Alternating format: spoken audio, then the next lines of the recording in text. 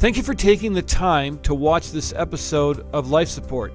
If you enjoy the content, we would ask that you like it, hit subscribe, and share it with your friends. Hey, it's so good to have you on Life Support. And what we do on this program is a little bit different. We tell stories. And some of the stories are difficult. We talk about trauma. We talk about how Jesus enters into trauma. And many times when we enter these difficult and dark parts of our lives, that's when Christ shows up. So we want to encourage you today, maybe give you some tools and help you understand more about different areas of this topic. And we have a very special guest, the founder of an organization called Hope Made Strong.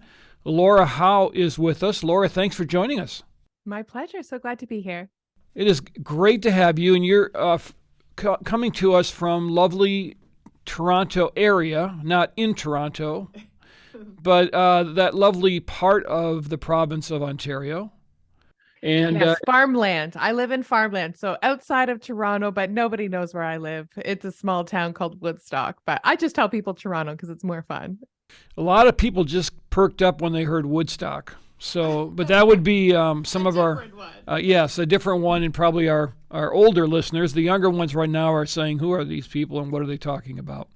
But you do have a tremendous amount of expertise. And one of the topics that we want to talk about today is the area of caregiving, how difficult that is, and some of the things that come with it. Now, Laura, I just want you to know as we dive in that I was a caregiver for 2 years. My wife passed away, and I know what it's like to have that weight on your shoulders. And I think one of the issues we have when someone is ill is that everyone naturally gravitates to the person, but that caregiver is kind of left to shoulder all of the load kind of by themselves. Tell me a little bit about how you got interested in this topic, first of all. Absolutely. For 15 years, I was a clinical social worker in the mental health and addictions area of healthcare.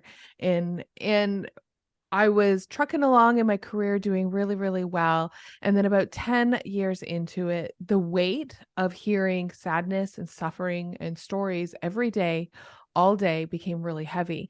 And so I, at that point in time, started experiencing symptoms of compassion fatigue, but not really understanding what I was. I just knew that I was exhausted all the time, no matter how much sleep I could get. I was edgy and agitated at home. Of course, I put on a good face for work in the community, but at home, completely depleted, exhausted, started isolating. And we can talk more about all those symptoms of compassion fatigue, vicarious trauma, and caregiver burnout. But it wasn't until I really was impacted, my work was really impacted, and how I cared for others was affected, that I recognized how much I was struggling.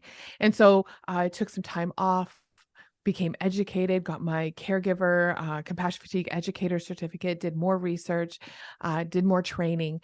And now I love to talk with other people who are either professional caregivers, ministry caregivers, or personal caregivers, in understanding the impact and the weight that comes with that role and that function. Wow. So explain what exactly compassion fatigue is. Compassion fatigue is the emotional and physical exhaustion due to caregiving and caring for others without the opportunity to refuel. It impacts our ability to care for others. We lose the compassion, we lose the empathy. It becomes eroded, and we also the self-care or the ability to tend to our own needs also erodes because we're focused always on other people.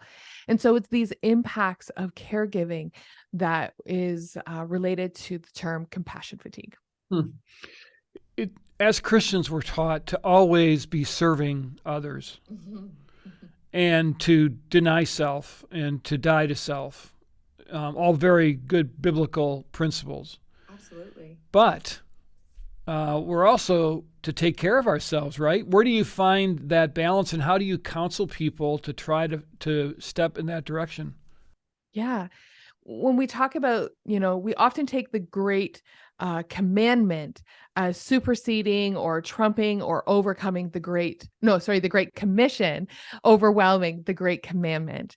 And both are really important. They don't negate each other. We need to go and reach and care and do, but also we need to have that rested in the context of the great commandment of love, and loving ourselves is part of that. As God's children, we are precious, and he wants the best for us. We matter too. And I think so often people, there's a finite amount of love and compassion that God can have. And if other people need it more than then let's give them 80%, and I only deserve, or I only take 20%. But we know that God's love and ability is unending. There is no finite amount. So they could have 100% and you can have 100%. It's not an either or situation. And so I often encourage people to think that, your suffering, your struggle, although in maybe our worldly perspective or our day-to-day comparison, it seems to be heavier or more, or other people are in a worse off situation, but that does not negate your ability to tap into God's love and receive God's love and receive compassion and care for yourself as well. And so I really encourage people to look at that approach. As well, in Matthew 11:28 is, come to me all who are weary and heavy burdened. And I don't know a caregiver who doesn't feel weary and heavy, and God will give us a rest. God will, we'll find rest in him. But that first part is, come to me who are weary. And so we need to recognize when we are weary. And I think that's an important first step. I want to talk to you a little bit later about how we can reach into the life of a caregiver, but from a caregiver's perspective, how do you overcome the isolation that arrives when you realize that, number one, you're going to be spending a lot of time taking care of someone, and number two, you're not going to be the one that people are going to be saying, hey, I'm praying for you. Hey, I want the best for you. Hey, how's it going? How does a caregiver begin to deal with those realities? It's so good, because it's true. We all feel that way, whether you're a pastor and you're tending to a flock, or a family member, or a clinician or a teacher who are caring for other people in your community. Everyone, the focus of the attention is on the other person. And at times that you want that. You don't want to distract from the need of others.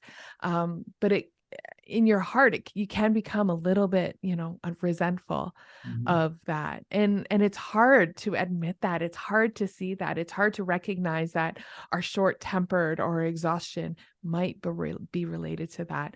But that's what it took in me to recognize, oh, this is really impactful, and I need to care for myself. And it's a hard reality. I know I went to therapy. I had counseling to work through that, because I think to do that in isolation is so hard. It's overwhelming. We have blinders on? We don't really see clearly. And so to have the help of another person, whether that's a friend, a family, or a counselor, I think it's really helpful to have other people surround you, even if it's just one person. And I think that can be absolutely transformative for people. Many times with caregivers, that becomes their identity. Mm-hmm. So if the person they're caring for dies, they're left thinking, well, who am I? What am I supposed to do now? How do I re-engage? How do you counsel people to sort of go about this business but not totally wrap yourself around it to the point where this is how I define myself now? I talk about 7 keys to resilience, and we don't have time to go through all of them, but one of the 7 things is boundaries. And everyone just kind of takes a deep sigh and roll their eyes. Oh, boundaries. They're so hard and they're difficult, and they feel cold and callous when we think about setting up boundaries for those who are in deep need and suffering and genuinely need care. Uh, but I think it's important to build resilience. That's why it's called the 7 keys. Having boundaries is one of the keys to help you not get stuck and help you bounce forward and prevent you from being consumed by the work of caregiving. And boundaries doesn't mean you always have to say no, or there's very rigid. Boundaries are like fences around your yard. There's gates. People can come and go. There's opportunities for people to enter and go. But I do think it's important that there is aspects of boundaries where there's respite available.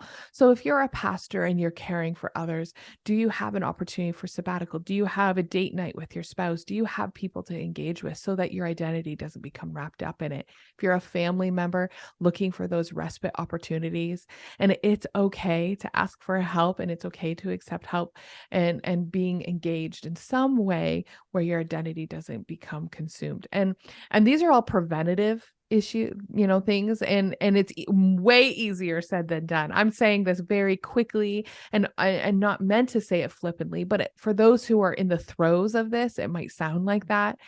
And that is not my intention. But what I'm saying is, when you are already completely saturated with this compassion fatigue, you require refueling to prevent compassion fatigue, creating boundaries or opportunities where you can refuel and you can regenerate. Even though it is absolutely exhausting, it might be moments, it might be hours, it might be a day, or maybe a couple days.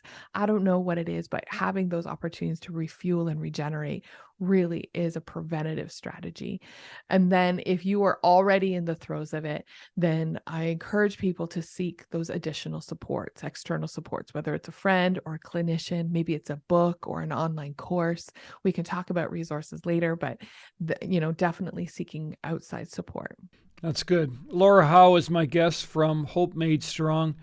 And hey, pastors, the great thing now is you can get help from a clinician from your office on Zoom. And you don't have to worry about somebody in your congregation dropping into the waiting room with you. And to you church board members, ask your pastor how he or she is doing. How are you doing emotionally? How are you doing physically? Is there anything that you're grappling with? Because pastors, I think, are so wired to want to give. They feel required to give. And it's very hard to disconnect from that, because every time you do, there's someone wagging their finger at you saying, why aren't you, dot, dot, dot. Oh, you're playing golf on a Thursday afternoon. Wouldn't that be nice? Yeah, right. But really, that's coming from a place. That's what I call the must be nice syndrome. If someone's saying, oh, wouldn't that be nice, whether they're saying it out loud or in their head, that's really a red flag identifying that they themselves don't have sufficient time to refuel in their life. And so that's a great opportunity to bring that conversation up. Yeah. And there's also, I think, an element of guilt and expectation. Now, I've been doing this a long time, but when I run into pastors who are very much involved with pastoral care, that do a lot of hospital visitations, that are very the ones that stay up all night with people in the hospital, and I don't, because I kind of delegated that out. I think, well, I'm not a real pastor. No. They're the real ones, right? Because that's what a pastor is supposed to do. But if one person tries to do all of that, everyone's going to suffer, right? Absolutely. That is a huge weight on one person's shoulders.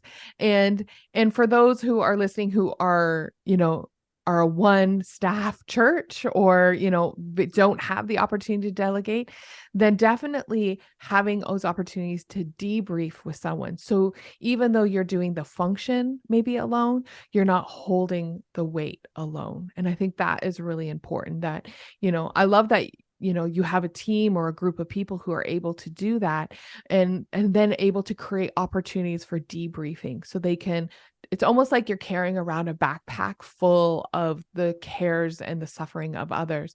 And when you debrief and connect with someone else, it's like emptying out the backpack. The weight just becomes less. We do that every day with our spouses oftentimes. How was your day? We debrief with them and we unpack it so we're not carrying it away around with us. And so that is a really great way as caregivers to not hold the weight on, is isolating. And there's a way to do that with confidentiality and not to slime people with all the trauma of the day. We don't want to pass on the trauma and pass the weight. We just want to unload it. And a low impact debriefing is a great strategy to be able to do that. That's good. And you rightly earlier identified Jesus as one of the huge elements in all of this. And isn't there a trust factor in the power of God to make up for what you can't give? In other words, if you feel like you're the only person that can offer this person what they need, it seems to me that there's a trust issue maybe, because God, frankly, has all the resources that this person needs at his disposal, right? Yes, absolutely. I totally agree. And funny enough, research is showing that the first signs of compassion fatigue are people who dive in deeper with people. You would think if someone is exhausted and fatigued that they would push away, but that's not what it's showing. Is that if you are starting to cross that line of healthy care and support to maybe compassion fatigue or fatigued or unhealthy support, what that line is when you dive deeper and you have an over exaggerated sense of need, or that, God put me in their life, I'm the only one, or I have what that person needs. And you start to see things like people are missing lunch, they're staying late, they're taking phone calls really late, they lose all sense of boundaries and personal well-being, is because they have an over-exaggerated sense of need and responsibility for these people. And I agree with you. That's not what God intended for us. God intended us for us to rely on him and be strong in him, and his what does the scripture say? Like, he will be made perfect in our weakness. Yeah. Yeah. The Bible's big on weakness, and the Bible likes weakness because that's when God can show his glory. Yeah, we don't tend to like it so No, much. no, we don't like it at all. I wish sometimes that we could, from 30,000 feet, see the matrix of people that God has involved with everyone. Sometimes when we're sharing the gospel with someone, we think, oh, if I don't keep doing that, this person's never going to find Christ. Or if I don't help them, they're going to, they're going to emotionally, suffer. And really, God's got a matrix of people everywhere in their sphere of influence, probably, that are pouring into them as well. It's not your responsibility to bring about results. To obey, yes. To bring about the proper result, that's God's thing. Absolutely. Yeah, it's so good. Because there's too much pressure to try to do it yourself. And you're right, that's not what God intended. And, even Jesus, the Savior of the world, his disciples would kind of look around, where's Jesus? Like, why isn't he here doing what he's supposed to be doing? Like we're probably here cooking breakfast. Well, he's off praying. Praying. Jesus, yes. Jesus had to get away. Jesus had to, like you said, he had to download. He had to empty his backpack with his Father. And if he needs to do that, my goodness sakes, we can give ourselves permission to do that. Absolutely. Yeah. And we think of now, I'm not a theologian, so please correct me, or you have more experience in this, but there's stories of Jesus going in and healing the leper and healing people. And I am sure that there were many others, but who needed healing. But I forget what book and chapter it is, but he went and healed someone and said, go to the temple and present yourself. And he came and healed that individual. I'm sure there were many others. And then he left to pray right after that. And so I think it's one of those situations where we think we have to be responsible for everyone, when really Jesus didn't heal everyone. He went for a specific and he healed some, and he provide care and support for others, and he refueled through prayer. And I think we tend as caregivers to have to be all things to all people, and that's just not our job. Yeah, when he walked into the pool of Bethesda and there was, I don't know, probably hundreds and hundreds of people that were waiting for that water to be stirred up. He came in there, he had his eye on one guy, heals him, and he's out. And if you've ever visited that spot, it's a massive complex of it must have been so many people, and it would have been easy to look at that and say, well, how cruel, like why didn't you stay? And Jesus had it. I don't want to speak for Jesus. If I do that, I usually get in trouble. But your point's well taken. I think what we're trying to say is, don't put all this on you. Yeah. Let some of it go, because you've got to take care of you as well. Mm-hmm. And that's really what it comes down to, right? Yeah, absolutely. But as Christians, we're not very good at that, because that speaks of selfishness. That speaks of I should be doing more for God. There's probably some element in there. I want to please God because I'm afraid that God will be disappointed in me. And we have to rummage through all those ideas and emotions as Christians to try to free ourselves. Do you see that as a struggle for a lot of people? Oh, absolutely. It's a struggle for me. It's a struggle for everyone, I think, where, you wear a badge of honor of what you can accomplish. I'm a bit of a task-oriented person. So that checklist, if it's not crossed off every day, it's not completed, then what does that say about me? What is that, my worthiness or my value? And we apply value or worthiness or job well done or to what we accomplish. And that's pride. And it's hard to admit that. But learning how to listen and obey and then do no more. And part of, it's sometimes God's going to tell you, the Holy Spirit's going to lead you to care for others. And then other times he's going to say, tend and go pray, refuel, rest. And so I think it's that learning that obedience. And I'm in that as well as a human being. We're all in that, learning how to walk in obedience to the leading of the Holy Spirit and listening to God and how to care for others, but also how to care for ourselves. And one thing I want to talk to you when we have you back about is when people are reaching in trying to help a caregiver, don't be prescriptive. Don't tell them what they need to do. And we can dig into that more next time, but that can be so destructive when everybody has their idea of how to fix a person. They don't need fixing. They just need you to pray for them and love them, because it can be very hard. All right, Hope Made Strong. Tell me about that and how to access the resources and so forth. Yeah, absolutely. Hope Made Strong is an organization where we support churches and come alongside ministry leaders as they care for others. We have online courses, one actually specifically for pastors or ministry leaders to overcome compassion fatigue, as well as online courses about how to care for others. There's consulting, there's training, there's cohorts, there's lots of things on there, and would love to connect with you at hopemadestrong.org.